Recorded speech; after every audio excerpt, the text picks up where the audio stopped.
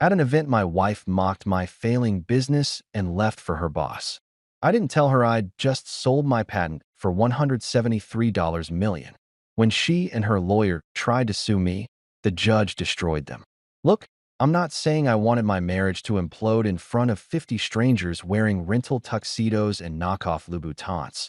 But if it had to happen, at least the appetizers were decent. The Downtown Children's Foundation Gala, because nothing says, I care about underprivileged youth, quite like dropping $300 a plate to eat salmon that tastes like it was seasoned with good intentions and tax write-offs. I'm standing there in my department store suit. The one Lila said made me look approachable, which I'm pretty sure is wife code for poor but trying. Watching her work the room like she's campaigning for governor of Fake Laugh County. Her red dress, the sparkly one that cost more than my first car, catches every light in the ballroom, which I'm convinced was her entire strategy. Be seen, be remembered, be anything except associated with the guy nursing ginger ale at table 7 because the wine tastes like somebody's regret fermented in a gym sock. That's when it happens. Graham Steele, her boss, her mentor, her walking LinkedIn post made flesh, leans back in his chair with that smile rich people wear when they're about to say something they think is hilarious. You know the smile. The one that screams, I haven't faced real consequences since 2003. He's got this whole silver fox thing going on, complete with the kind of watch that costs more than most people's student loans, and he's holding court at our table like he personally funded the entire charity by cashing in his spare yacht. Lila's sitting beside him, close enough that I'm starting to wonder if there's a corporate team-building exercise I missed that involves aggressive personal space invasion. Someone at the table, I think it's Denise from accounting, but honestly everyone in marketing looks the same after the third forced smile, asks me how my business is going. Before I can answer, before I can even formulate the words that would politely indicate my company exists and functions like a normal goddamn enterprise, Lila jumps in. And she doesn't just jump in. She cannonballs into the conversation with the confidence of someone who's been workshopping this bit. Oh, Miles is still tinkering with his little tech dream, she says, her laugh bright enough to signal aircraft. She touches Graham's arm, and yeah, I notice, I'm not blind, and continues, poor guy doesn't realize his business is drowning faster than a goldfish in Red Bull. The table erupts. I mean, absolutely loses it. Graham's doing that thing where he throws his head back like her joke just won a Pulitzer. Denise is wiping her eyes. Some dude I've never met is slapping the table. Even the waiter pauses mid-pour to crack a smile, which honestly feels like a betrayal of the service industry code. I take a sip of my water, the fancy kind with cucumber slices floating in it like little life rafts of irony, and I smile. Not a big smile, just enough to indicate I'm a good sport, that I can take a joke, that I'm the kind of guy who doesn't make scenes at charity galas. Inside, though, inside I'm doing calculations. $173 million. That's $173 million. American, after taxes. Sitting in my account as of 3:47 this afternoon when I signed the final wire transfer authorization while Lila was getting her hair done for this exact event. My little tech dream, that's apparently drowning? Yeah, Irongate Security just threw at the mother of all life preservers. And that life preserver is made of government contracts and military-grade encryption patents. But I don't say any of this. Because here's what I've learned about rich people, about successful people, about people who win. They don't announce their victories at the same event where they're being mocked. That's amateur hour. That's what people do in movies right before everything falls apart. Real winners? We smile. We nod. We memorize every single face that laughed. And oh, am I memorizing? Denise, with her horse laugh and her off-brand Hermes bag. Graham, with his hand now definitely too low on my wife's back to qualify as professional mentorship. The random tech bro who I think does something with blockchain, because of course he does. Grinning like someone just validated his entire existence. I'm filing away every smirk, every chuckle, every person who thought it was hilarious to watch a man get roasted by his own wife at a children's charity event. The irony isn't lost on me, by the way. We're here to help kids who've got nothing, and these people are getting their entertainment from mocking a guy they think is broke. Real humanitarian energy in this room tonight. Lila's still going, riding the high of her successful burn. I keep telling him, honey, maybe it's time to consider consulting work or teaching, she says, making air quotes with her manicured fingers. But he's stubborn. Thinks his little security camera encryption thing is going to revolutionize the industry. Graham leans in, and Jesus, dude, personal space, and says, well, we all need dreamers, right? Keeps the rest of us employed when reality hits. More laughter. The waiter's now actively eavesdropping. I'm pretty sure someone at the next table is filming this for their Instagram story with some caption about awkward charity dinner moments LOL. I take another sip of my fancy cucumber water and think about the email sitting in my phone right now. The one from Elaine Porter, CEO of Irongate, with the subject line, "Congratulations, Mr. Carter." The one that confirms my little security camera encryption thing is now the backbone of digital security infrastructure for half the defense contractors in the Western Hemisphere. Lila catches my eye for just a second, and there's something there. Not guilt, she's way past that, but maybe a flicker of curiosity about why I'm not defending myself. Why I'm just sitting here, smiling like an idiot, letting her turn our marriage into a comedy routine for her boss's amusement. I could tell her right now.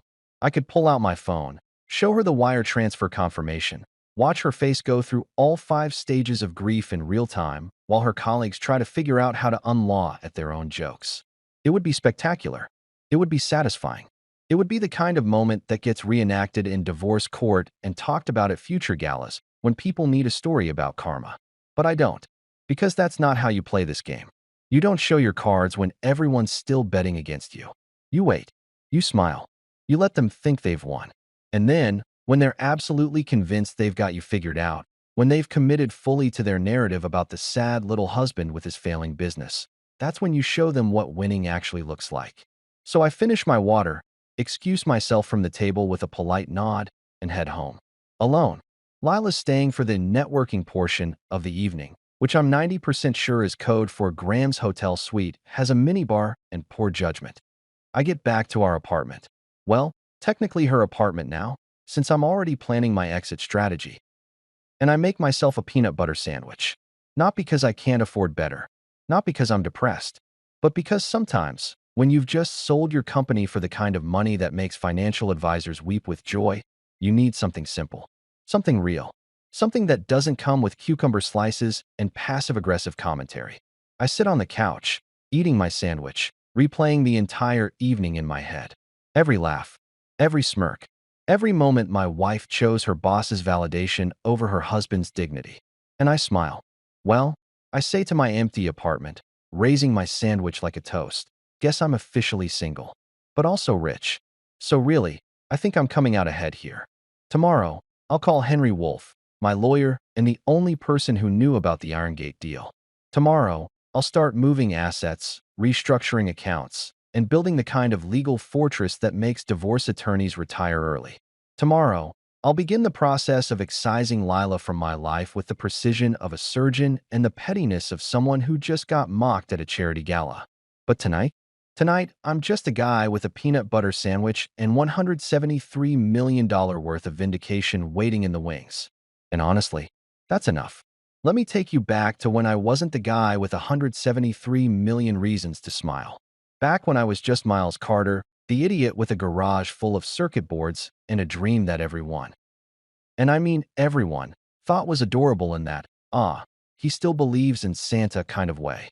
My origin story isn't exactly Marvel material. No radioactive spiders, no dead parents motivating my journey, no mystical training montage in the Himalayas. Just me, a decent laptop I bought refurbished off eBay, a toolbox I inherited from my dad, and an unfortunate tendency to lie awake at 3 a.m. thinking about encryption algorithms while normal people were doing normal things like sleeping or having healthy relationships. Lockwave systems started in my garage in 2019. And when I say garage, I don't mean some Silicon Valley legend where garage actually means facility funded by venture capitalists. I mean an actual garage, the kind with oil stains on the concrete, a concerning spider population, and insulation so bad that I coded in a winter jacket from November through March. My first office chair was a folding lawn chair that gave me posture problems I'm still paying a chiropractor to fix. The business model was simple, almost boring. Encryption modules for small business security cameras. See, everyone was freaking out about Ring doorbells and how they could be hacked, about security footage being accessed by randos in Belarus, about privacy being dead and buried somewhere between Facebook and that time Target predicted a teenager's pregnancy before her parents knew. Small businesses, your mom and pop shops, local gyms, small medical practices, they all had cameras. And they all had zero idea how vulnerable they were. So I built something that made their systems actually secure. Not, we promise your data is safe, secure, but you need a quantum computer and the patience of a monk to crack this secure. Military-grade encryption for people who could barely afford a decent point-of-sale system. It wasn't sexy. It wasn't going to get me on magazine covers or invited to TED Talks. But it worked, and it mattered, and it paid the bills. Well, most of the bills. Sometimes, when clients actually paid on time, which was about as frequent as honest politicians. That's where I was when I met Lila. Small Tech Expo 2020, right before the world decided to shut down and make Zoom a verb. She was working the marketing booth for some startup that sold organic dog food or sustainable yoga mats, or whatever middle-class guilt was trending that quarter. I was demonstrating my encryption software to absolutely nobody because my booth was between the bathrooms and the emergency exit, prime real estate for being ignored. She walked over during a lull, probably because she was bored and I looked harmless. Dark hair, sharp eyes, smile that could sell ice to Eskimos or convince you that cryptocurrency was a sound investment strategy. We started talking. She asked what I did. I explained the whole security camera encryption thing, expecting her eyes to glaze over like everyone else's did when I got technical. But she didn't glaze over. She leaned in. Ask questions. Good questions, too. Not that I'm pretending to care kind. She understood the business potential before I did, honestly. Told me I was thinking too small, that I should be pitching to corporate clients, that my "aw shucks" small business routine was leaving millions on the table. I fell for her right there, between the organic dog food and the emergency exit. Sue me. I'm a sucker for anyone who takes my weird little encryption obsession seriously. We dated for 6 months before moving in together.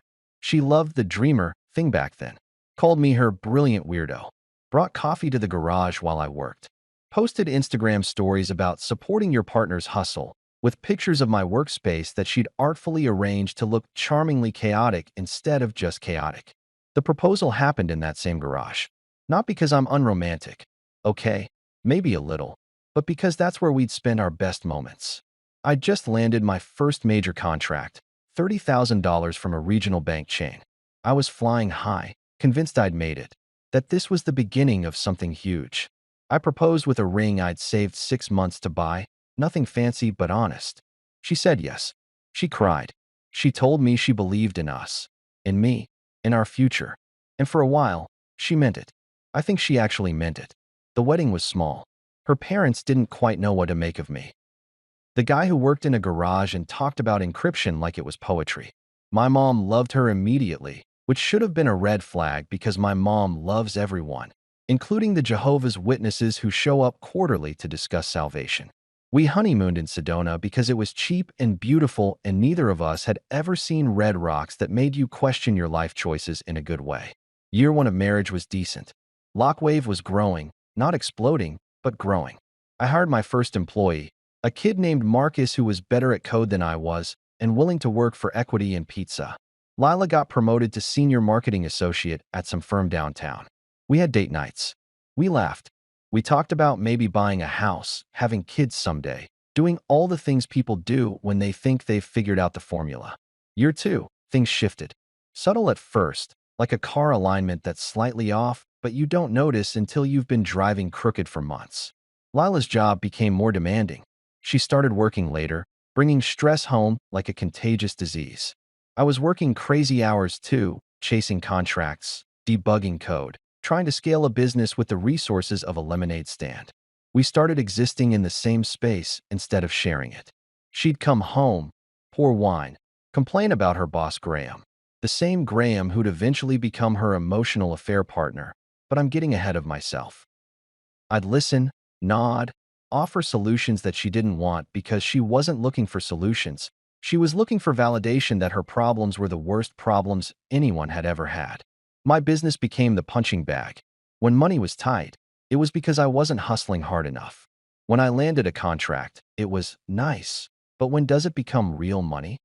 When I explained the long-term strategy, the patent applications, the potential for government contracts, she'd pat my hand like I was a kid who just explained his plan to become an astronaut cowboy. Year 3 was when "I believe in you" became "Why can't you be more like Graham?" Graham. Graham fucking Steele. Her boss, her mentor, the walking embodiment of everything I apparently wasn't.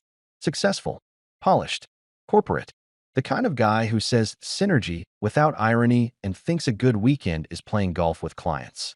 He drove a Tesla before they were cool and wore suits that probably cost more than my monthly revenue. At first, it was professional admiration. Graham taught me this presentation technique. Graham says I have real potential.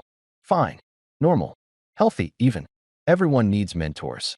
But then it became personal. Graham thinks we should renovate the apartment. Graham's wife has this meal delivery service she loves. Graham says young marriages struggle when there's income disparity. I'm not an idiot. I saw where this was heading. The late meetings. The new perfume. The way she'd light up when her phone buzzed with his name. The receipts for dinners at restaurants that apparently required reservations made by someone's assistant because they were too exclusive for normal humans to access. When I'd bring it up, gently, carefully, like I was defusing a bomb made of insecurity and denial, she'd flip it on me. You're being paranoid. Maybe if you focused on your business instead of stalking my credit card statements, we'd be in a better position. Graham is married, Miles. Happily married. Stop projecting your inadequacies onto my professional relationships. So I stopped bringing it up. Not because I believed her, but because I realized something important. I didn't care anymore. Not in the way you're supposed to care when your marriage is circling the drain. I cared in the analytical way. I cared about debugging code. This relationship has a fundamental flaw. The architecture is compromised. Time to rebuild from scratch. That's when I called Henry Wolf. Henry and I went to college together. Back when we were both broke and idealistic and convinced we'd change the world through sheer force of will and coffee consumption. He went to law school. I went into tech. We stayed friends because we both had a healthy appreciation for cynicism and bourbon. Henry's the guy who says things like, marriage is a contract where one party agrees to be disappointed and the other agrees to be blamed. He's been divorced twice, which either makes him the worst person to take relationship advice from or the most qualified, depending on your perspective. I met him at his office downtown, a place with leather furniture and law books that probably cost more than they should because lawyers love expensive things that make them look smart. I told him everything. The distance, the suspicion, the Graham situation, the fact that my business was about to explode in ways Lila couldn't imagine. Henry leaned back in his chair, poured 2 glasses of bourbon even though it was 2 p.m. on a Tuesday, and said, "So you want to divorce her before she figures out you're about to be obscenely wealthy?" "I want to protect what I've built," I corrected. "Same thing." He grinned. "I love it. Let's burn this thing down legally and precisely." We spent the next 3 months building a fortress, moved Lockwave ownership to an offshore trust, filed patents under corporate entities Lila didn't know existed, restructured everything so that when the Arngate deal went through, it would be invisible to anyone not looking at the right paperwork. It was beautiful, surgical, the kind of legal work that made Henry actually smile, which was concerning because Henry didn't smile unless someone was about to get magnificently screwed by contract law. "You know what the best part is?" Henry said one night, reviewing documents. "She's going to leave you thinking she's trading up. And you're going to let her think that right up until she Googles you 6 months later." I raised my glass. To delayed gratification. To revenge served so cold it's got freezer burn, Henry countered. We drank to that. To patience. To planning. To the beautiful, petty satisfaction of letting someone underestimate you right up until the moment they realize they've made a catastrophic error in judgment. Back in the garage, my real office now, upgraded but still humble, I worked. Marcus and I pulled 18-hour days refining the encryption protocols that would eventually catch Irongate's attention. We built something beautiful, something that actually mattered. And every night, I'd come home to Lila, who'd barely look up from her phone, who'd ask about my day in that tone that meant she wasn't actually listening, who'd mention Graham at least 5 times before dinner. I'd smile, nod, play the role of the struggling husband with the cute little business that was definitely, absolutely, certainly going nowhere. And I'd think, just wait, sweetheart. Just wait. The thing about watching your marriage die in slow motion is that you start noticing all the little details you missed when you were too busy, you know, actually trying to make it work. Like how Lila stopped asking about my day and started making statements about hers. Or how we became I in every sentence that mattered. Or how her entire personality got swallowed whole by her job until I wasn't married to a person anymore. I was married to a LinkedIn profile that occasionally slept in my bed. It started innocently enough, the way most disasters do. She'd come home from work buzzing with energy, talking about campaigns and demographics, and some viral post they'd created for a client that sold overpriced water bottles to people who think hydration is a personality trait. I'd listen, genuinely interested at first, because I loved seeing her passionate about something. That's what you do when you love someone, right? You care about the things they care about, even when those things are objectively boring to everyone else on the planet. But somewhere between year 2 and year 3, her job stopped being something she did and became something she was. Every conversation circled back to the office like we were stuck in some corporate gravity well. I'd mention maybe taking a weekend trip, and she'd launch into how Graham, always Graham, had this philosophy about work-life balance being a myth perpetuated by people who weren't serious about success. Graham says the most successful people don't clock out at 5, she'd tell me, scrolling through her phone while I tried to have an actual conversation. They're always on, always thinking about the next move. I'd nod, shoving food around my plate, thinking about how Graham was probably always on, with his wife too, and look how well that was working out for him. The guy was on his second marriage and looked like he survived on scotch and the tears of interns. But sure, let's take life advice from him. The name dropping became pathological. Graham thinks my presentation skills are elite. Graham says I should start my own agency someday. Graham believes I'm wasted in my current role.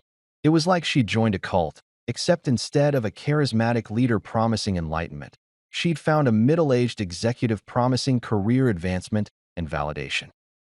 If Graham thought she should jump off a bridge, she'd ask if there'd be cameras and whether the lighting would be good for her personal brand.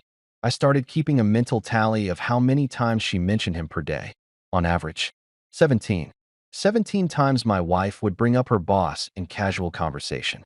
That's more than most people mention their own spouse. I mentioned it once, jokingly, during dinner. You know, babe, I'm starting to think Graham lives rent-free in your head. She didn't even look up from her phone. That's not funny, Miles. Graham is my mentor.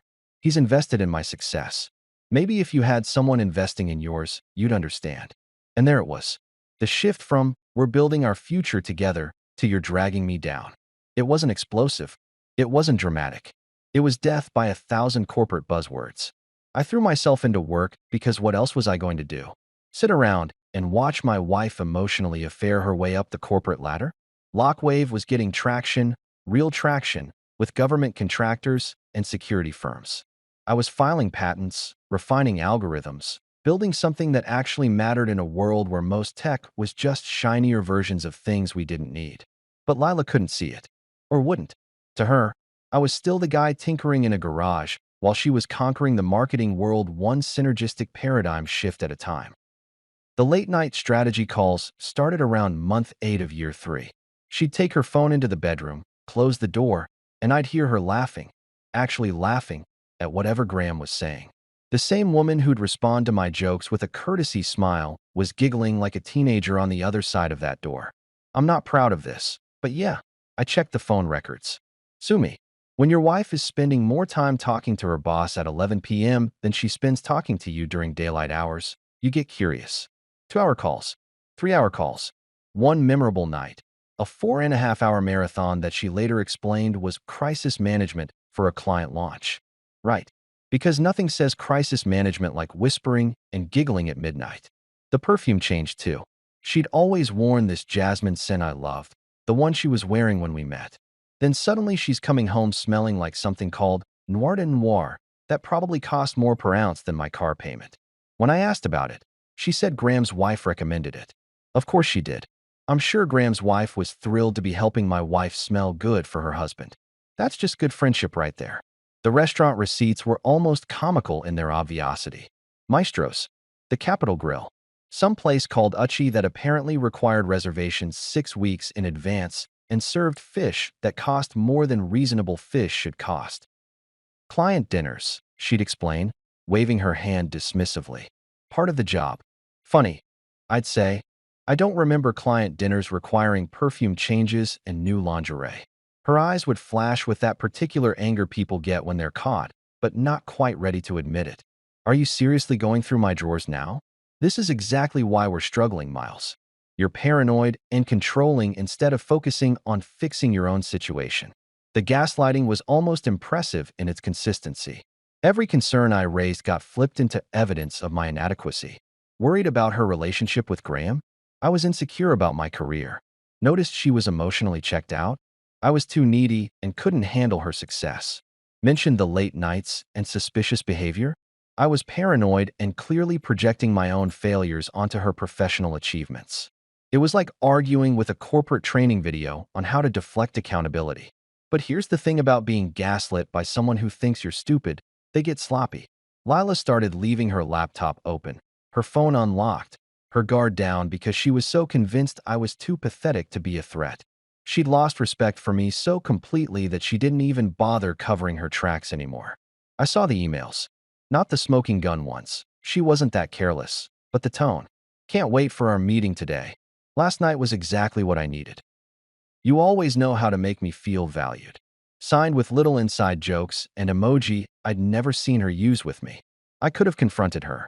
Could have printed everything out, thrown it on the table, demanded explanations and apologies, and all the dramatic relationship intervention stuff that makes for good television but terrible reality. But I didn't, because by that point, I'd already made my decision. This marriage was a sinking ship, and I wasn't going down with it. Instead, I called Henry. We met at his office with bourbon and spreadsheets, my two favorite things when planning the systematic dismantling of a relationship. She's definitely cheating, Henry said, reviewing the phone records. Probably not physically yet. Graham seems like the type who needs plausible deniability, but emotionally? Yeah, she's gone. I know, I said. Question is, how do I protect Lockwave when this implodes? Henry grinned, the way lawyers do when they get to use their powers for something entertaining. Oh, buddy, let me show you how beautiful contract law can be. We restructured everything. Moved Lockwave ownership to an offshore trust that Lila didn't know existed. Filed new patents under corporate entities with names so boring they'd put insomniacs to sleep.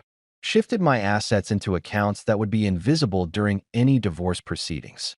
Every move documented, time-stamped, and legal enough to make the IRS weep with joy at my compliance. The Irongate deal was happening.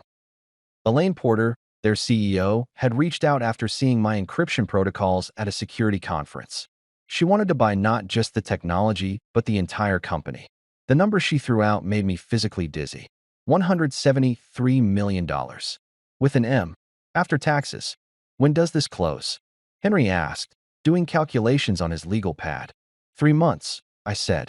Maybe 4 if their lawyers are thorough. Perfect. Henry leaned back, steepling his fingers like a cartoon villain. That gives us time to make sure when Lila leaves you for Graham. And she will.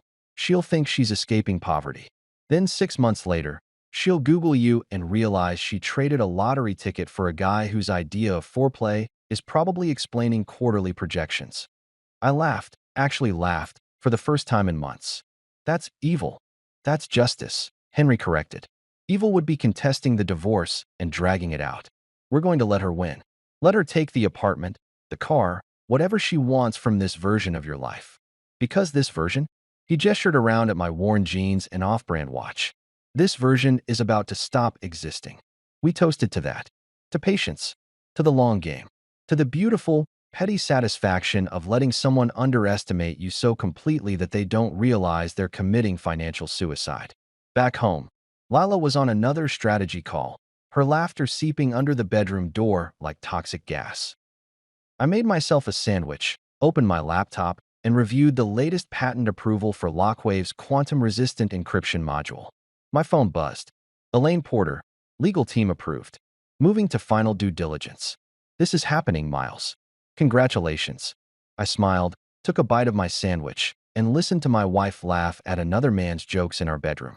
Enjoy it while it lasts, sweetheart, I whispered to the empty kitchen. Because the free trial on this marriage is about to expire, and the cancellation fee is going to be spectacular. 3 months, maybe 4. Then everything changes. Then she'd realize that the guy she mocked, the husband she outgrew, the dreamer she'd left behind, he was never behind at all. He was just waiting for her to show her cards before playing his hand. And in poker, as in life, patience beats arrogance every single time. The annual Tech Connect Expo is basically Comic-Con for people who think wearing Patagonia vests is a personality trait. 3 days of networking, which is just a fancy word for pretending you care about strangers' elevator pitches while secretly checking how many LinkedIn connection requests you've accumulated. Normally, I'd rather get a root canal than attend, but this year was special. This year, Lila's firm was handling all the PR and event management, which meant she'd been insufferable for 6 straight weeks leading up to it.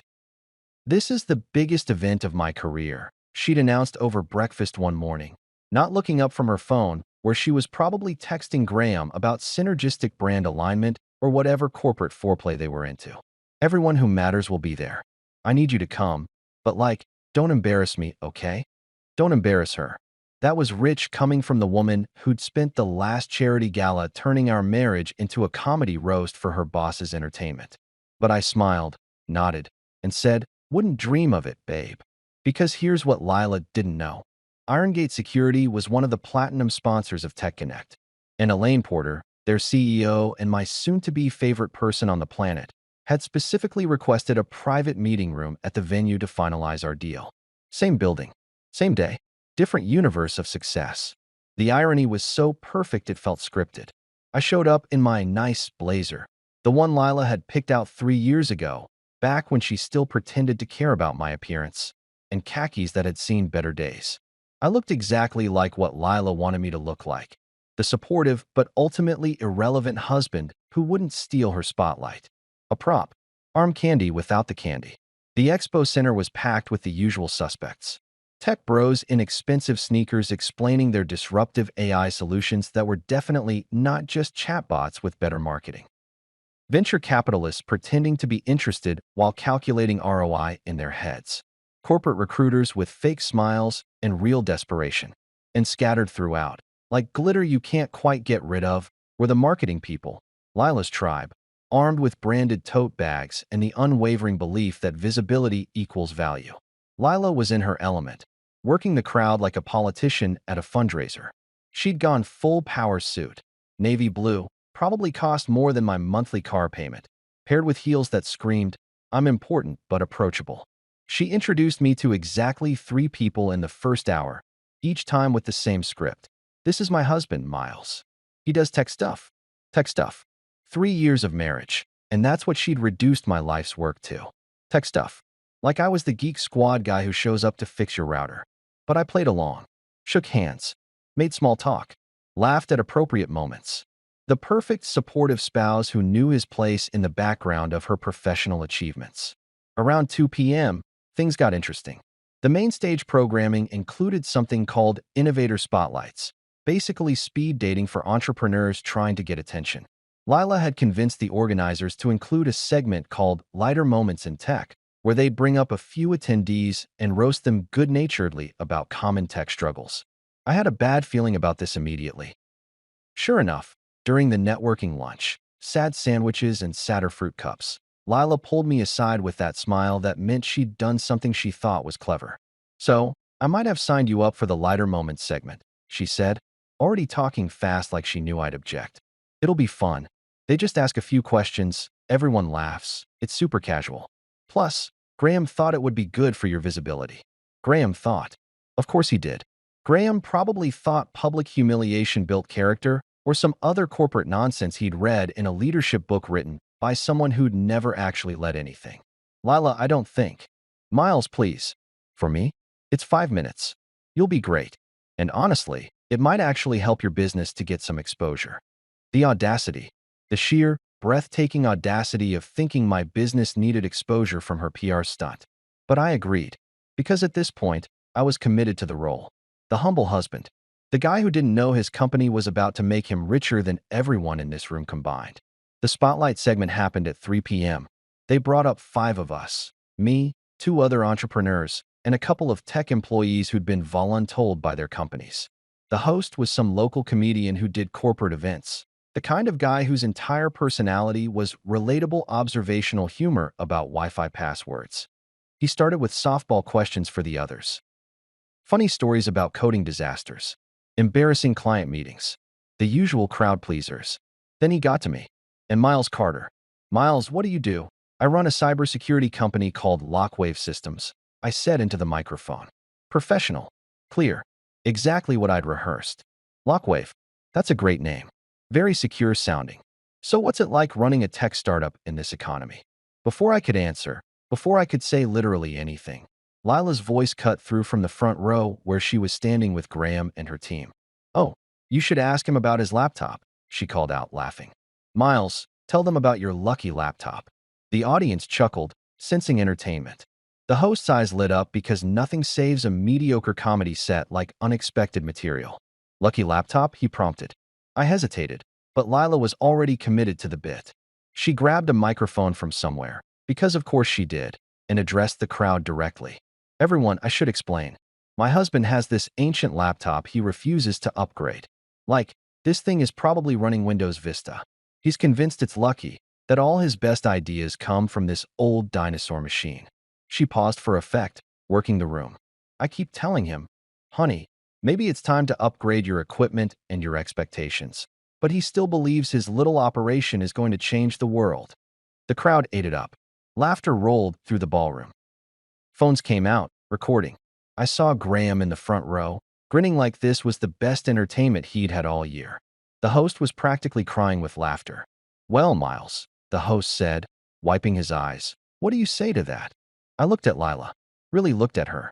She was glowing with the attention, feeding off the crowd's energy, probably already planning how to spin this into some anecdote about authentic marketing or vulnerability in leadership or whatever buzzword would make her look good at the next team meeting.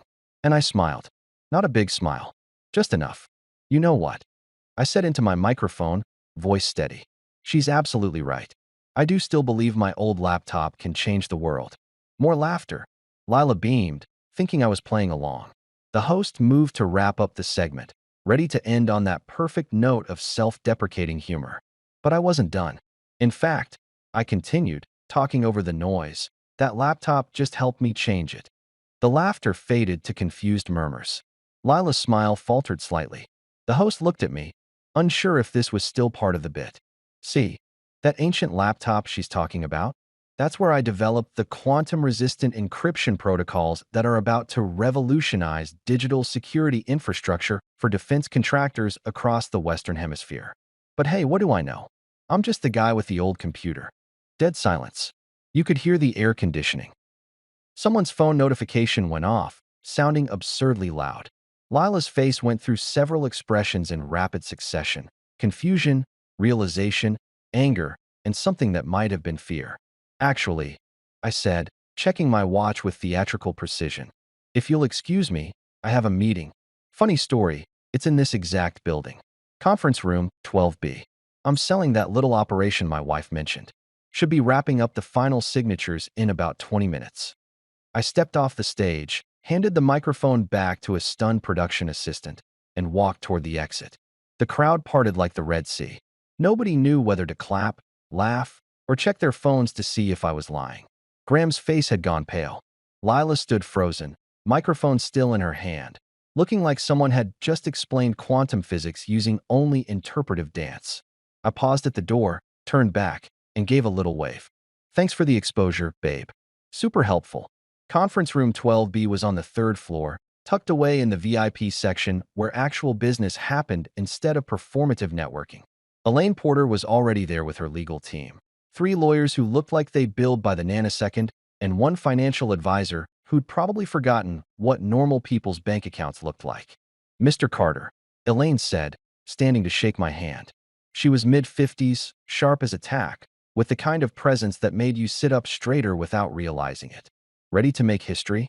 Ready to make $173 million, I said. The history part is just a bonus. She laughed. We sat. The lawyers pushed papers across the table. I signed, and signed, and signed some more. Each signature felt like deleting a part of my old life and installing an upgrade. Every page brought me closer to a reality where Lila's opinion of my business was not only wrong, but spectacularly, cosmically, catastrophically wrong. Congratulations, Mr. Carter, Elaine said 40 minutes later, shaking my hand again. You've just revolutionized digital encryption. IronGate is proud to bring Lockwave into our portfolio. Thanks, I said, trying to keep my voice steady even though my hands were shaking slightly. Now if you'll excuse me, I have a comedy show to get back to. My wife's performing tonight, and I'd hate to miss the finale. I walked back downstairs. The expo was still in full swing, but there was a weird energy now. People kept glancing at me, whispering. Word had clearly spread. In the age of social media, you can't drop a bomb like that without it detonating across every group chat and Slack channel in the building. I found Lila in a corner with Graham, their heads together in urgent conversation. When she saw me, she marched over, heels clicking like gunshots. What the hell was that? She hissed, keeping her voice low enough that nearby people had to strain to eavesdrop. That, I smiled. That was me not embarrassing you. You wanted visibility, right? I'd say we're both pretty visible now. Did you really? Did you actually? Sell my company for $173 million. I finished. Yeah. Signed the papers about 15 minutes ago. IronGate Security. Great people. You should network with them since you're so good at that. Her mouth opened. Closed. Opened again. She looked like a fish trying to understand calculus. Graham appeared at her elbow, looking like he'd aged 5 years in the last hour. Miles, perhaps we should talk about this privately. Why? I asked innocently. I thought we were all about public visibility and authentic vulnerability. Besides, I have nothing to hide.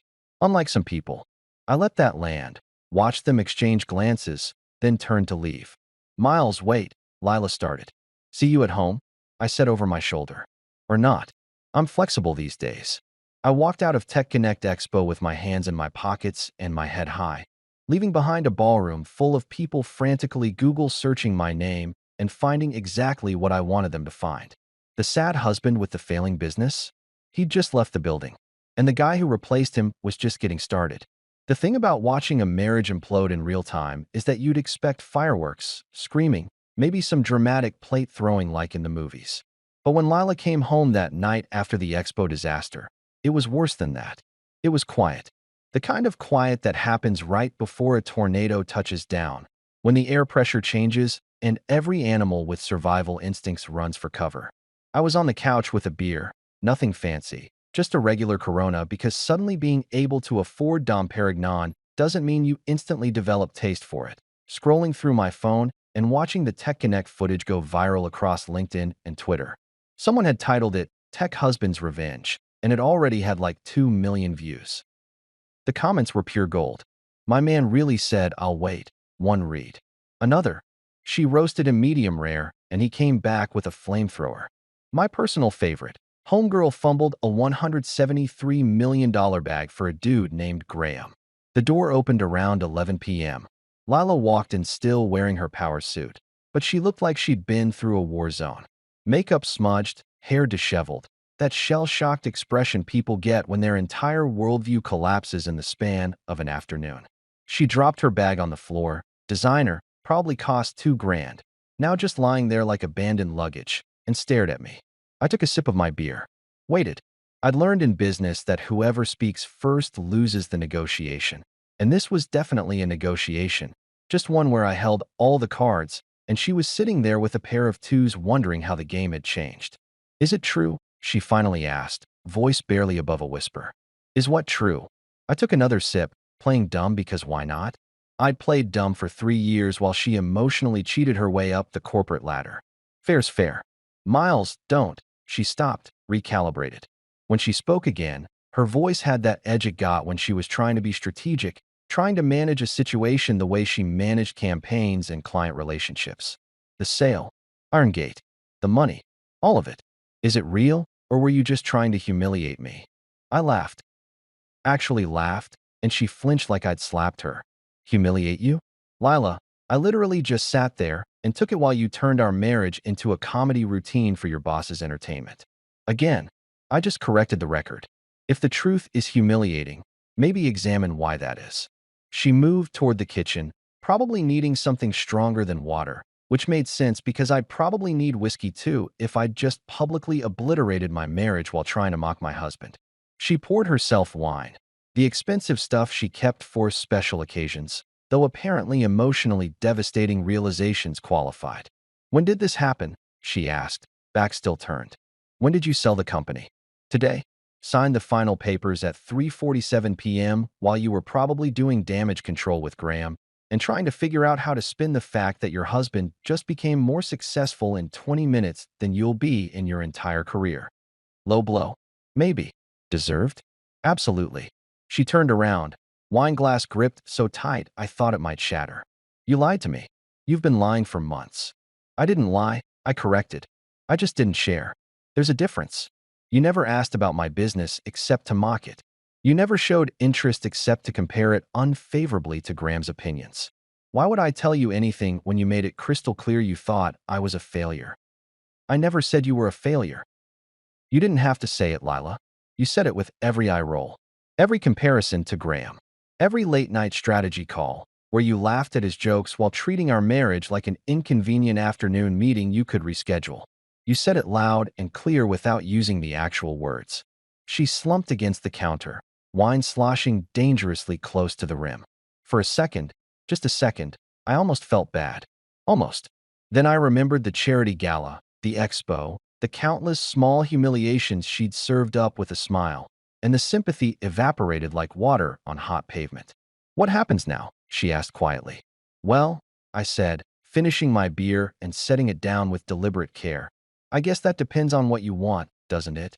She looked up at me, and I saw something flicker across her face. Calculation. She was doing math, running scenarios, figuring out angles. The marketing brain never turns off, even when your marriage is actively disintegrating. We could work this out, she said, voice shifting into something softer, more vulnerable. The voice she used to use when we first dated, back when she wanted something from me instead of just wanting me to be less of a disappointment. Miles, I know I've been distant. Work has been crazy, and Graham, he's just a colleague, you know that. I got caught up in the pressure and I lost sight of us. But we could fix this. We could be amazing together now that the business stress is gone. And there it was. The pivot. The realization that maybe the guy she'd been planning to leave for her boss was actually the winning lottery ticket she'd been about to throw away. You could practically see the strategy forming behind her eyes. How to salvage this, how to reframe the narrative, how to stay married to the multimillionaire instead of running off with middle management Graham. I stood up slowly, walked to where she was standing, close enough to smell her perfume, still that expensive 1 Graham's wife supposedly recommended, still not the jasmine I used to love. Lila, I said gently, you were already planning to leave me. Don't pretend otherwise. I know about the apartment viewings in Graham's building. I know about the joint checking account you opened with him last month that you thought I wouldn't find out about. I know you've been strategizing your exit for weeks, waiting for the right moment to announce you were moving on to someone who inspires you, or whatever corporate therapy speak you'd workshopped with your life coach. Her face went pale. The wine glass trembled. She opened her mouth, but nothing came out because what could she say? I'd just laid out her entire plan like reading from a script she thought she'd kept hidden. So here's what's going to happen. I continued, voice still calm, still reasonable, because getting emotional now would be giving her ammunition and I was way past that. You're going to leave. You're going to move in with Graham like you already planned.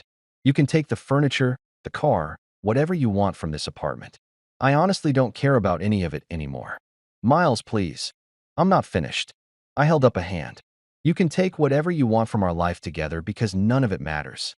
It's all stuff from when I was the guy you're embarrassed by. I'm not that guy anymore, and I don't need reminders of who I was when I thought this marriage was salvageable. She was crying now, real tears, not the strategic kind she could turn on for client presentations. You're really going to throw away 3 years of marriage. Me? I laughed again, but this time it was bitter. Lila, you threw it away months ago when you decided Graham's validation mattered more than your husband's dignity. I'm just acknowledging reality and moving on. Something you've been planning to do anyway, except now I'm doing it first and you're mad because the math changed. What about the money? She asked, and there it was. The real question. The bottom line. Always the bottom line with Lila. What about it? We're married. That means. That means you should talk to a good lawyer, I interrupted. Henry Wolf can probably recommend someone. Though given he's been my lawyer for 6 years and helped structure the Lockwave sale to be completely separate from marital assets, you might want someone else. Someone who specializes in helping people who made catastrophically bad decisions and need to minimize the damage. Her tears stopped. Just stopped, like someone flipped a switch. You planned this. You've been planning this. I protected myself. I corrected. There's a difference. You decided I wasn't worth your respect or fidelity. I decided my life's work wasn't going to fund your exit strategy with your boss. We both made choices, Lila. Mine just worked out better. Henry had been right when he said she'd go from loving wife to legal adversary in record time. I could see it happening in real time, watching her face shift from vulnerable to calculating to cold. The marketing executive came back online, assessing, strategizing, figuring out how to spin this into something she could work with. I'll call a lawyer tomorrow, she said, voice flat now, all emotion packed away like files in a cabinet. Probably smart, I agreed. I want the apartment. Take it. I'll be out by the end of the week. The car too. Sure. It's in your name anyway. She blinked, surprised I wasn't fighting. But why would I fight? Why would I argue over an apartment I'd been planning to leave in a car that was 3 years old when I could buy a dealership if I wanted to? Let her have the remnants of our life together. Let her sit in this apartment and drive that car and remember every single day that she traded a fortune for a middle manager who smelled like expensive cologne and poor judgment. That's it, she asked. You're just giving me everything? Not everything, I said. Just the stuff that doesn't matter. The stuff you can see and touch and convince yourself means you want something. You can tell Graham you took me to the cleaners, got everything in the divorce. Whatever helps you sleep at night. I grabbed my phone and wallet, headed toward the door. I'd get some clothes tomorrow when she was at work, but right now I needed to be anywhere but here, breathing air that didn't smell like failure and regret, an expensive perfume chosen by someone else's wife. Where are you going? She called after me. I stopped at the door, hand on the knob, and turned back one last time. She looked small suddenly, standing in that big kitchen in her power suit with her wine, looking like someone who'd just realized they'd miscalculated something fundamental. Honestly, no idea. Hotel, maybe. Henry's couch, if he's feeling generous. Anywhere that isn't here watching you pretend you didn't blow up our marriage because you thought you were trading up. Miles, don't, I said quietly. Don't try to make this something it isn't. You made your choice months ago. I just made mine tonight. The only difference is I have $173 million to make the transition easier, and you have Graham. I hope he's worth it, Lila. I really do. I walked out, closing the door softly behind me, because slamming it would have been too dramatic and honestly, she didn't deserve the emphasis.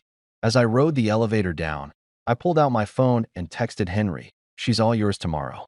Keep the scorched earth policy in the holster unless she starts something. His response came back immediately. Divorce lawyer roulette is my favorite game. Get some sleep, rich boy. Tomorrow we make this official and you start your actual life. I stepped out into the parking garage, into air that smelled like oil and concrete and possibility, and I smiled. Not a bitter smile or an angry smile, just a real smile. The smile of someone who'd finally stopped carrying weight that was never his to carry. Some people chase revenge, I muttered to myself, walking toward my old Honda that Lila would probably repo by morning. I prefer dividends. But first, I preferred a hotel room service, and sleep that didn't involve listening for my wife's phone to buzz with messages from her boss. The rest could wait until morning. The Riverside Hotel wasn't fancy, but it had clean sheets and didn't ask questions when you showed up at midnight with no luggage and paid cash for a week. The kind of place where the night clerk had seen everything and cared about nothing except whether your credit card cleared. I tipped him $100 just because I could, watched his eyebrows shoot up, and took my key to room 412. I slept better that night than I had in 6 months. No Lila on her phone. No passive-aggressive sighs. No pretending everything was fine while my marriage rotted from the inside out. Just me, a decent mattress, and the white noise of the AC unit that probably hadn't been serviced since the Clinton administration. Morning came with texts. 17 from Lila ranging from, "We need to talk," to "You're being childish," to "I deserve half of everything, you backstabbing asshole." The progression from conciliatory to furious took about 45 minutes according to the timestamps. I deleted them all without responding because what was there to say? She'd figure it out when her lawyer called Henry and got laughed off the phone. Henry texted around 9. She hired Vanessa Klein. Buckle up, this is going to be entertaining. Vanessa Klein was infamous in Austin legal circles. Shark in a pencil skirt. Made her career destroying cheating husbands and bleeding them dry in divorce court. She was expensive, ruthless, and apparently Lila's first call, which told me everything about where her head was at. Not grief, not reconciliation, pure calculated warfare. Good. I was ready for war. I'd been preparing for it while she was busy planning her exit strategy with Graham. I spent that morning at a coffee shop doing something I should have done years ago. Thinking about what I actually wanted. Not what Lila wanted. Not what success was supposed to look like. Just what Miles Carter, newly single and obscenely wealthy, actually gave a damn about. The answer surprised me. I wanted to keep working. Not because I needed money. I had enough to retire at 32 and spend the rest of my life on a beach somewhere drinking drinks with umbrellas. But because Lockwave wasn't just a paycheck. It was proof that the stuff in my head, the weird encryption obsessions and security protocols, actually mattered. And selling to Irongate didn't end that story. It just opened a new chapter. I called Elaine Porter that afternoon from my hotel room, looking out at Austin traffic and feeling lighter than I had in years. Miles, she answered, voice warm. How's it feel to be independently wealthy? Honestly, weird. Listen, I've been thinking about the transition plan. You mentioned wanting me to consult for 6 months, help integrate the Lockwave systems into your infrastructure. That's right. Though it's optional. You've earned the right to disappear if you want. What if I didn't want to consult? I said, what if I wanted to build something new? Under the Irongate umbrella, but something fresh. Take everything I learned from Lockwave and apply it to the next problem. Silence. Not the bad kind. The thinking kind. What problem? She finally asked. Quantum computing is coming. Maybe 5 years, maybe 10, but it's coming. And when it does, every encryption system we currently use becomes toilet paper. I want to build quantum-resistant infrastructure before the quantum computers arrive. Not react to the threat. Prevent it. More silence. Then, how much are we talking? Initial funding? 20 million. Staff of 15. Mix of cryptographers and engineers. Office space in Austin because I'm not moving to the Bay Area and pretending overpriced avocado toast is culture. 3-year timeline to viable product. And what do you want from Irongate besides funding? Access to your government contracts. Your client base. Your reputation. I bring the tech and the vision. You bring the credibility and the connections. We split ownership 60-40, my favor, and I run it independently with quarterly check-ins. She laughed. You just made $173 million and you're already pitching me for more funding. I like it. Send me a proposal. Detailed. I want to see exactly what you're building before I write that check. You'll have it by Friday, I promised. Miles, one more thing. Whatever's happening in your personal life, and the internet tells me it's messy, keep it separate from this. I don't care who you're divorcing or why. I care about results. Understood. And Elaine? Thanks for taking a chance on the guy working in his garage. That guy made me a fortune and solved problems nobody else could solve. I'll take that chance every time. I hung up and immediately opened my laptop. If I was doing this, building a new company from scratch, I needed people. Not just any people. The right people who understood that the real work wasn't about getting rich. It was about being right. First call, Marcus Chun, my original Lockwave hire. The kid who'd worked for Equity and Pizza when we were too broke to offer actual salaries. Marcus, it's Miles. Dude, I saw the Tech Connect video. That was legendary. Your wife's face when you. Ex-wife, soon. Listen, I'm starting something new. Quantum-resistant encryption. Ground floor opportunity. You interested? What's the pay? $200,000 base, plus equity in the new company. Full benefits, reasonable hours because I'm not trying to kill anyone with burnout, and a signing bonus that'll cover whatever student loans you're still carrying. Pause. When do I start? Monday. I'll send details. Next call, Tara Vega. We'd met at a cybersecurity conference where she'd presented research on cryptographic vulnerabilities that made half the audience uncomfortable and the other half take notes. She was brilliant, abrasive, and exactly the kind of person who'd tell me when my ideas were stupid instead of just agreeing because I was the boss. This is Tara. Hi, this is Miles Carter. We met at DEF CON 2 years ago. You called my presentation adequate but unimaginative. She laughed. I remember. You didn't cry or threaten to sue me, which put you in the top 10% of male egos I've encountered. What do you want? I'm building a quantum-resistant encryption company. I need someone to tell me when I'm wrong and build systems I'm too stupid to imagine. You want in. What's the catch? No catch.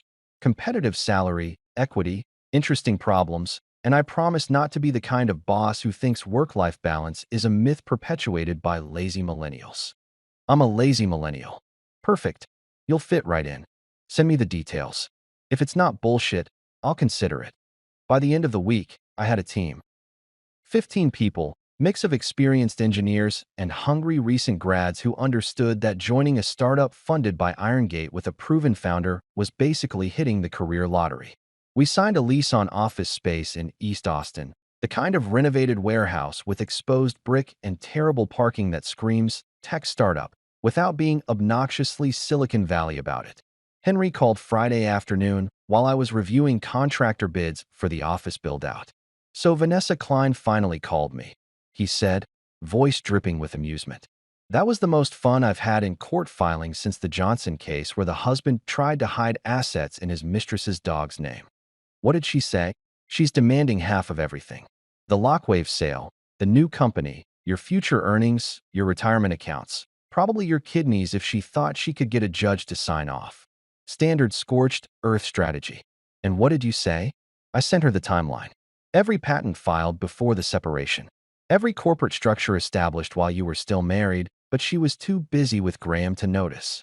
Every piece of documentation proving the IronGate sale was your separate property. Then I attached the photos. I grinned. You used the photos. Oh, I used the photos. Graham and Lila having their professional lunch at that Italian place. Timestamps showing it was during work hours, multiple occasions, always just the two of them. Her car parked at his apartment building overnight. Nothing explicit enough to be revenge porn. Everything explicit enough to establish a pattern of behavior that legally qualifies as marital misconduct. How'd she take it? There was silence. Long silence. Then Vanessa said, and I quote, I need to speak with my client about realistic expectations. Which is lawyer speak for, your client is screwed, and I need to figure out how to break that to her without getting fired. So we're looking at what? Standard no-fault divorce with asset division based on what we brought in. Exactly. She keeps the apartment because it's in her name and you've already moved out. She keeps the car. You keep everything related to Lockwave, the IronGate money, and the new company. Split the minor shared accounts down the middle, which amounts to maybe 30 grand. Done by Christmas if nobody gets stupid. And if she gets stupid, Henry's voice turned cold. Then I bury her.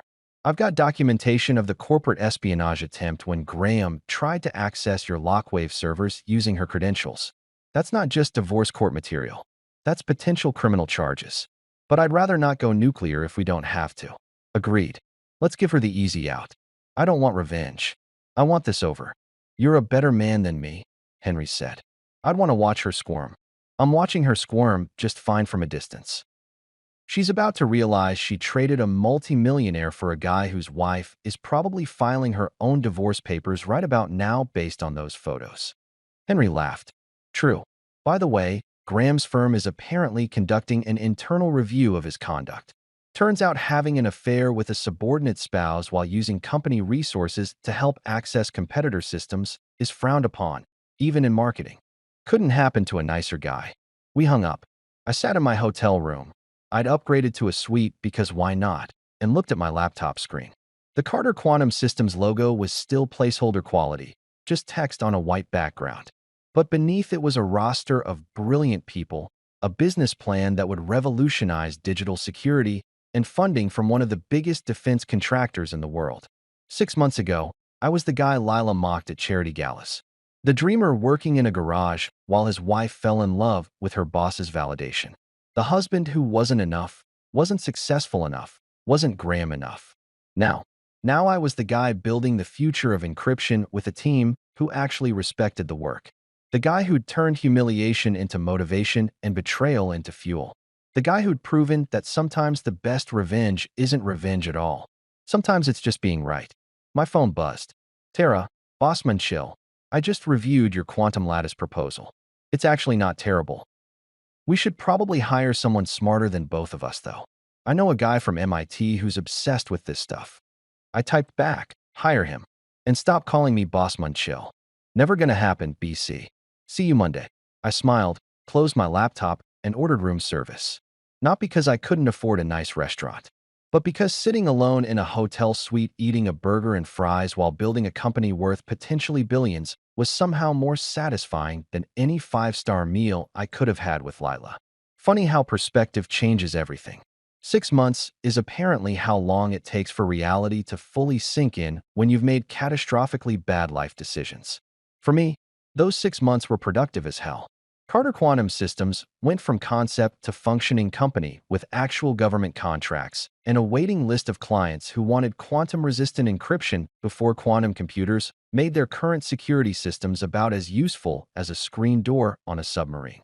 For Lila, those 6 months were apparently spent in denial, bargaining, and finally rage when Forbes published an article titled "The Quiet Cybersecurity Millionaire: How Miles Carter Reinvented Digital Security While Everyone Was Looking the Other Way." The article was fair, factual, and featured a photo of me in our new office looking significantly less pathetic than the guy she'd mocked at the charity gala. They interviewed Elaine Porter, who said nice things about vision and innovation. They quoted Tara, who called me annoyingly competent for someone who codes in hoodies. They mentioned the Irongate sale, the new company, and estimated my net worth somewhere north of $200 million when you factored in equity and future projections. What they didn't mention was Lila. Not once. She'd been erased from my success story completely, which I'm sure burned worse than any direct insult could have. Henry called me at the office on a Tuesday morning, voice tight with barely contained glee. "So remember how we had that nice, clean divorce settlement all ready to go? Simple split, nobody gets nuclear, everyone moves on with their lives." "Yeah," I said, already knowing this wasn't going to be good news about that plan. "Lila just filed a motion to reopen the case. She's claiming you hid assets, engaged in fraud, and deceived her about the true value of your business holdings during the marriage." Vanessa Klein is going full scorched earth. I leaned back in my chair, looking out at my team working in the open office space. Marcus was arguing with another engineer about lattice-based cryptography. Tara was on a call, probably telling some potential client exactly why their current security was garbage. This was my life now, building things that mattered with people who gave a damn. "Let me guess," I said. She saw the Forbes article. Bingo. And apparently Graham's wife divorced him, he lost his job, and Lila's been unemployed for 4 months because her reputation in Austin marketing circles is radioactive. She's desperate, broke, and convinced that you owe her half of everything because she was supportive during the difficult early years. She was supportive right up until she decided I was embarrassing and started planning her exit with her boss. How supportive. Preaching to the choir, buddy. Anyway, we've got a court date in 3 weeks. Judge Morrison presiding. And before you ask, yes, she's seen some shit, and no, she doesn't suffer fools. This should be entertaining. The next 3 weeks were a masterclass in legal warfare. Vanessa Klein filed motion after motion, each one more desperate than the last. She demanded access to all my financial records, which Henry provided with timestamps proving every major transaction happened after the separation. She claimed I'd been planning the divorce while secretly building wealth, which we countered with my detailed documentation showing I'd only protected assets after Lila's affair became obvious. The chess match was beautiful in its precision. Every move Vanessa made, Henry had anticipated. Every claim she filed, we had evidence to refute. It was like watching someone play poker when you could see their cards and they didn't know you had cameras on the table. Court day arrived with that particular Austin weather that can't decide if it's spring or summer. So it just does both simultaneously and makes everyone miserable. I showed up in a suit. Actual nice suit this time. Tailored, because looking like you have money is important when you're defending how much money you have. Henry met me on the courthouse steps looking like a lawyer who'd been waiting his whole career for this exact case.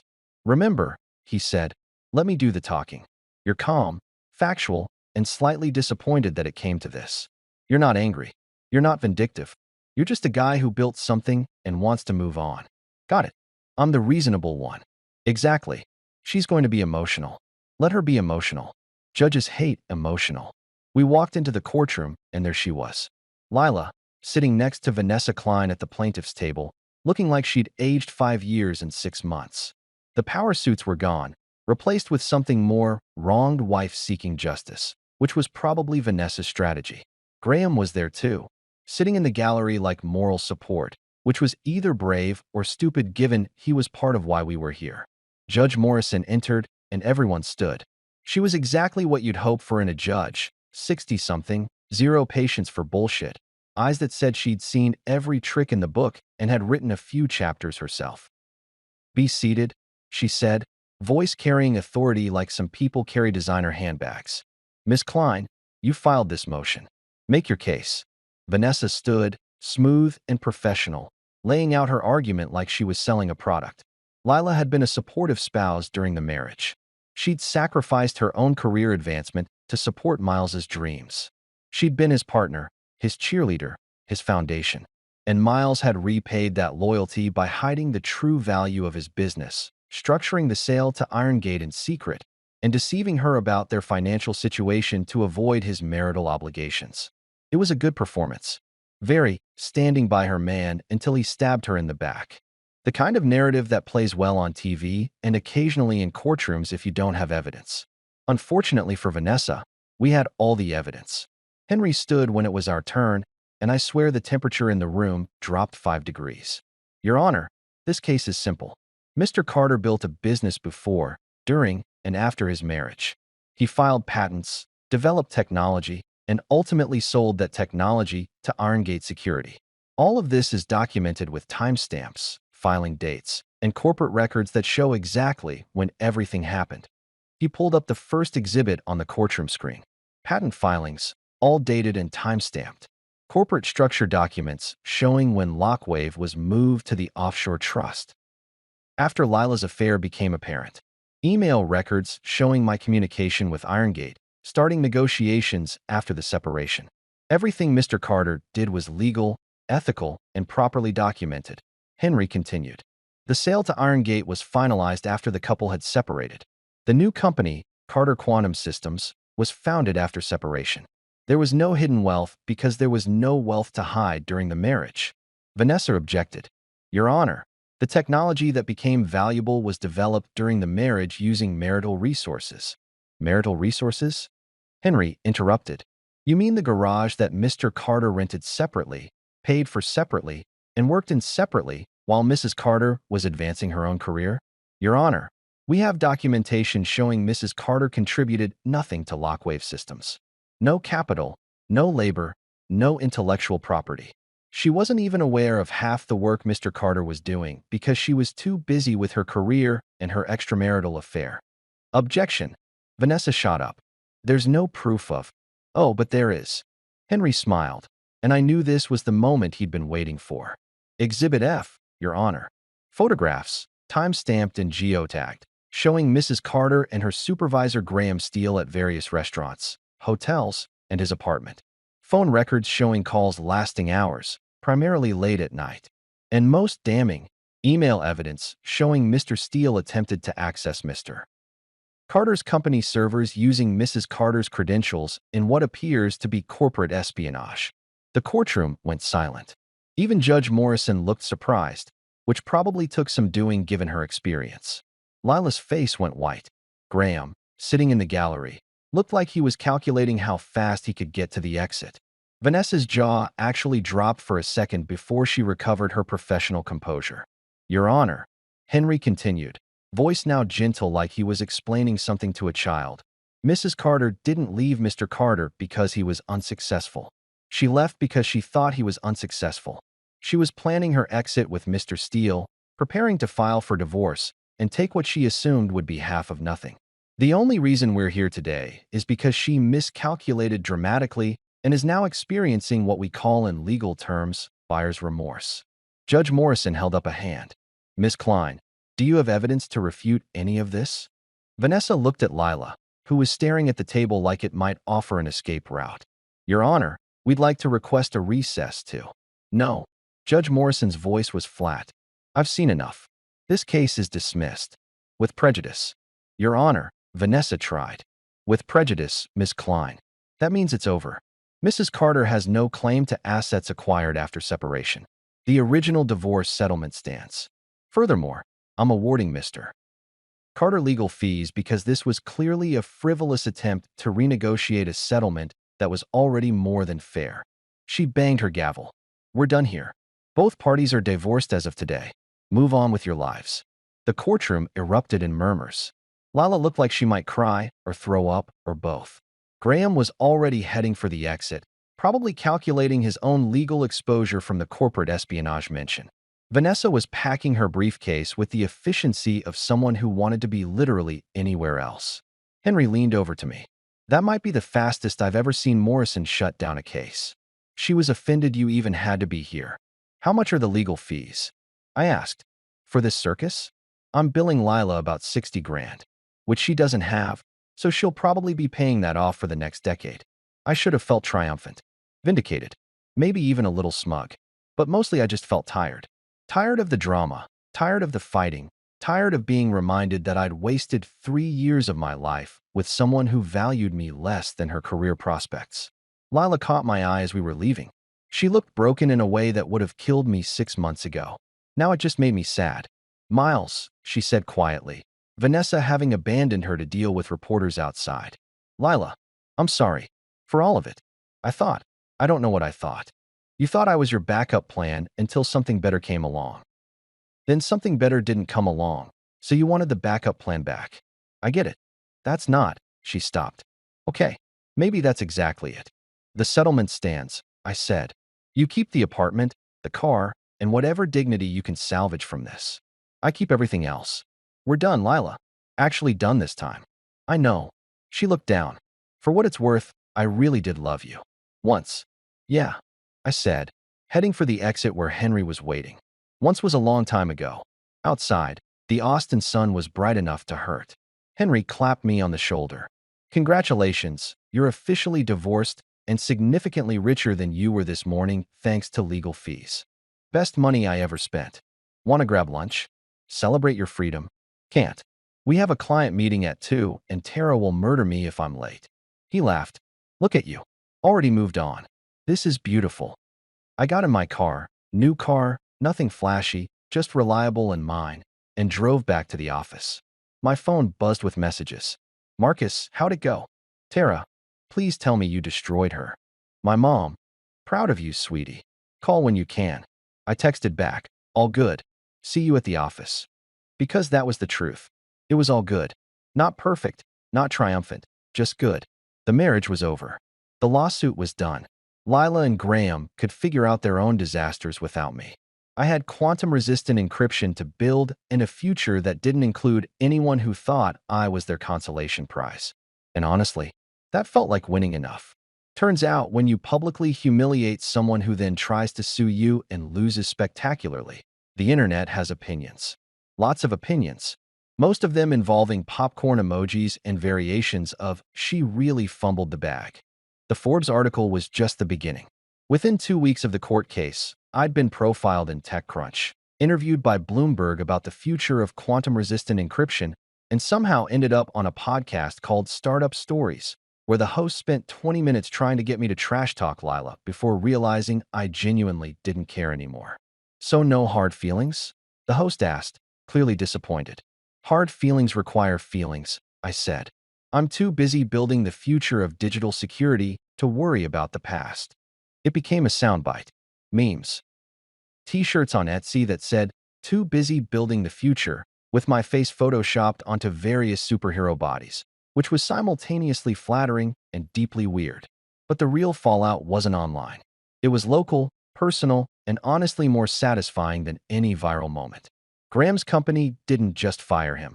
They publicly announced an internal investigation into ethical violations and misuse of corporate resources. His LinkedIn went dark. His Twitter protected. Last I heard through Austin's surprisingly efficient gossip network, he was working sales for a mid-tier software company in Dallas, making a third of what he used to and driving a Kia. Karma uses express delivery now. Must have got Prime. Lila's situation was worse. Austin's marketing world is small, and everyone talks. Word spread fast about the lawsuit, the affair, the corporate espionage attempt. Companies that might have hired her suddenly had budget constraints or different directions for the role. Her LinkedIn showed she'd taken a position as marketing consultant, which everyone knows is code for unemployed but pretending. I didn't celebrate it, didn't post about it, or gloat. Honestly, I felt nothing, which was probably the healthiest sign that I'd actually moved on. Carter Quantum Systems, meanwhile, was thriving. We landed a Department of Defense contract worth $40 million over 3 years. NASA called about securing their satellite communications. Banks, hospitals, government agencies. Everyone suddenly realized that quantum computers weren't science fiction anymore, and their current security was about to become obsolete. I moved out of the hotel and bought a ranch property outside Austin. Nothing crazy, 30 acres, main house, guest house, horses I had no idea how to care for, but figured I'd learn. It was quiet, private, mine. Tara became CTO officially, which she celebrated by immediately instituting No Bullshit Fridays, where we banned all meetings and just coded. Marcus led our cryptography division and started publishing research papers that other companies cited like scripture. We hired recent grads from state schools instead of just rating MIT and Stanford, giving opportunities to kids who reminded me of garage dwelling me. Henry finally bought his dream boat, 40-foot yacht he named Alimony Express, because subtlety was never his strong suit. He invited me sailing one weekend, got drunk on champagne, and toasted to women who think they're trading up but are actually trading down into a dumpster fire of their own creation. That's oddly specific, I said. I've been divorced twice, Miles. I know from dumpster fires. The texts from Lila started around month 8. Not frequent, just occasional messages that all said basically the same thing. She was sorry. She'd made mistakes. Could we talk? I never responded. Not out of cruelty, just because there was nothing to talk about. That chapter was closed, published, and already being adapted into a cautionary tale for marketing conferences. Then month 9, she called. Actual phone call, which was bold given I'd ignored 17 texts. I answered on the third ring, standing on my porch watching the sunset paint the Texas sky colors that reminded me why I loved this state. Miles, she said, voice cracking.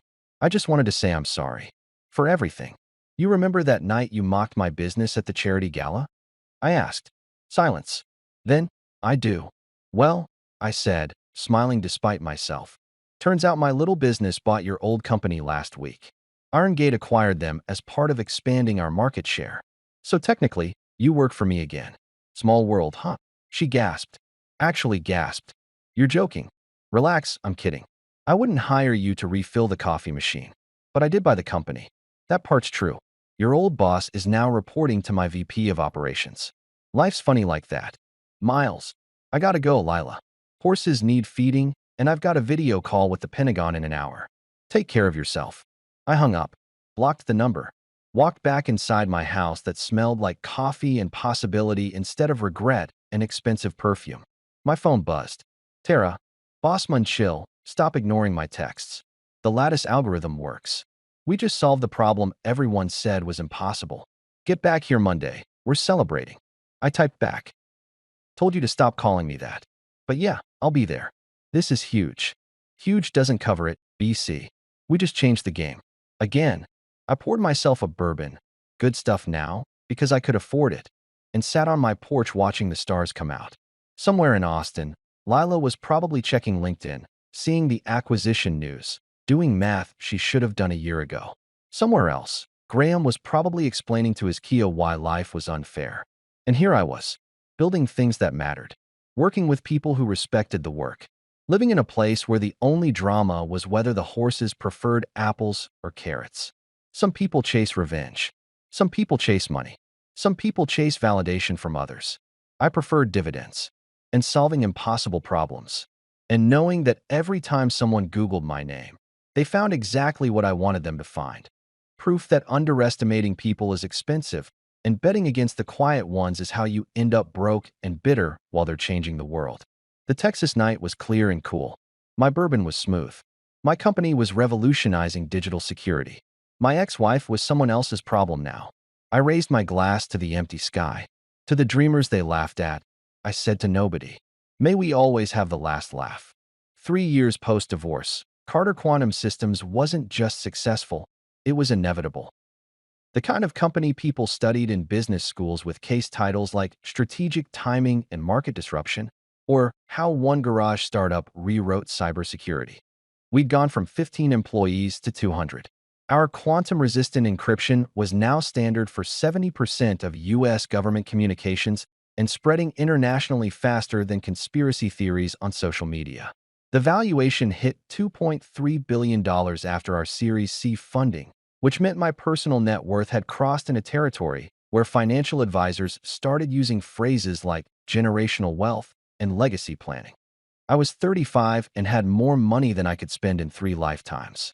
So I started giving it away. Not all of it, I'm not insane, but enough to matter. I established the Carter Foundation with a $50 million endowment focused on tech education for underfunded schools. We built computer labs in rural Texas districts where STEM education meant one ancient desktop in the library. Funded full-ride scholarships for kids who showed promise but had bank accounts that showed poverty. The applications that came through broke my heart and rebuilt it simultaneously. Kids coding on phones because they couldn't afford laptops. Teenagers teaching themselves encryption theory from YouTube videos. First-generation college students who reminded me of garage-dwelling Miles, convinced their weird obsessions could matter if someone just gave them a chance. I hired a bunch of them. Not out of charity, out of strategy. These kids were hungry in ways Ivy League graduates had forgotten how to be. They didn't want cushy jobs. They wanted to prove everyone who doubted them catastrophically wrong. I understood that motivation intimately. Terra ran operations like a benevolent dictator, instituting policies that made us the kind of company people bragged about working for.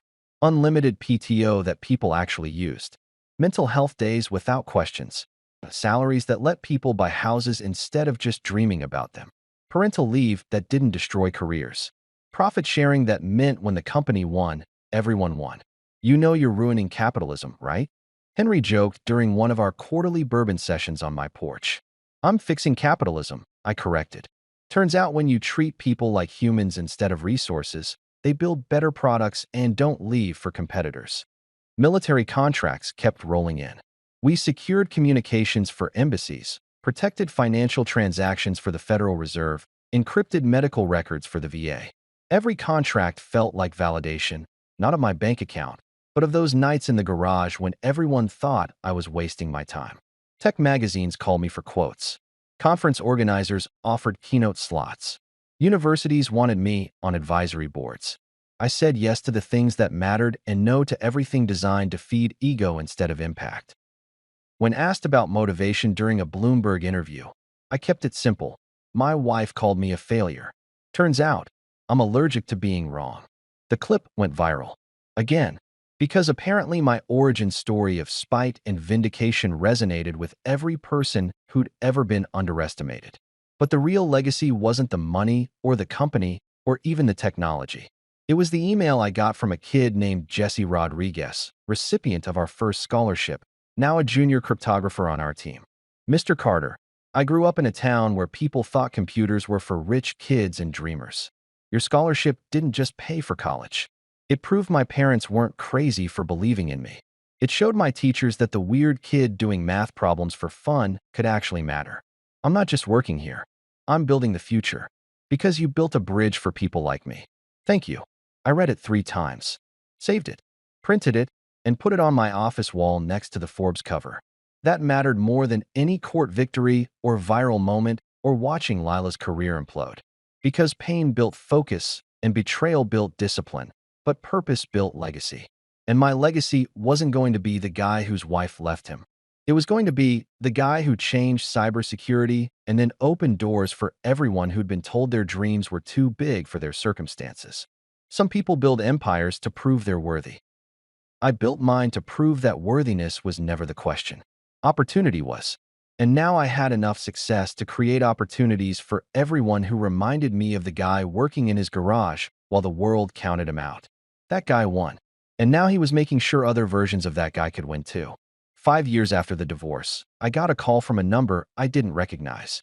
I almost sent it to voicemail. Usually unknown numbers meant either spam about my car's extended warranty or reporters asking the same tired questions about triumph over adversity. But something made me answer. Maybe curiosity, maybe boredom, maybe the universe's sense of timing. Miles. The voice was familiar in that way that makes your stomach drop before your brain catches up. It's Lila. I stood on my ranch porch, coffee in hand, watching morning fog roll across the pasture. 5 years. She'd been a ghost for 5 years, and now suddenly she was a phone call. How'd you get this number? I asked, not unkindly. Just curious. I've been trying to reach you. I know you blocked me. I understand why. I needed to talk to you. To apologize. Really apologize, not the half-assed attempts from before. I sipped my coffee. Said nothing. Let the silence stretch. I've been in therapy, she continued, words tumbling out like she'd rehearsed this. Dealing with a lot of stuff. My therapist says I need to make amends, and Miles, I'm so sorry. For the gala. For Graham. For not seeing what I had until it was gone. For treating you like you were my backup plan instead of my partner. You deserved better. I did, I agreed simply. I've been following your success. The company, the foundation, everything you've built. It's incredible. You were always capable of this, and I was too blind and selfish to see it. You remember that night you mocked my business at the charity gala? I asked. God, Miles, every day? It haunts me. Well, turns out my little business just got acquired by Google for $4.2 billion. Announced yesterday. So technically, your old marketing firm, the one you're consulting for now according to LinkedIn, they're going to be pitching campaigns to my division next quarter. Funny how things work out. Silence. Long, heavy silence. You're joking. About the acquisition? No. About you pitching to my division? Also no. Life's hilarious like that. Miles, Lila, I appreciate the apology. I do. Therapy's good. Self-awareness is healthy. I'm genuinely glad you're working on yourself. I'm in it too. No sarcasm, no edge. Just truth. But here's the thing. I don't need your apology anymore. I needed it 5 years ago. Now, I'm good. Really, genuinely good. I know I don't deserve forgiveness. This isn't about forgiveness, I interrupted gently. I forgave you years ago because holding grudges is exhausting and I had better things to do. This is about relevance. You're not relevant to my life anymore, Lila. Not in anger, not in regret, not even in vindication. You're just someone I used to know. Her breathing was shaky. I miss you. I miss us. The real us, before everything got complicated. That us never existed, I said, watching a hawk circle over the field. You loved the idea of me until reality didn't match your ambitions. I loved the idea of you until I realized you loved validation more than partnership. We were never the people we thought we were together. So that's it. 5 years of marriage, just nothing. Not nothing. A chapter. One that taught me what I don't want and showed me what I'm capable of. I learned from it, grew from it, and moved on. You should too. I don't know how to move on from this. Start by stopping calling ex-husbands looking for closure. Closure comes from inside, not from the people who watched you self-destruct. I finished my coffee. Take care of yourself, Lila. Really, I hope you find whatever you're looking for. But you won't find it here. Miles. Goodbye, Lila. I hung up, blocked the number.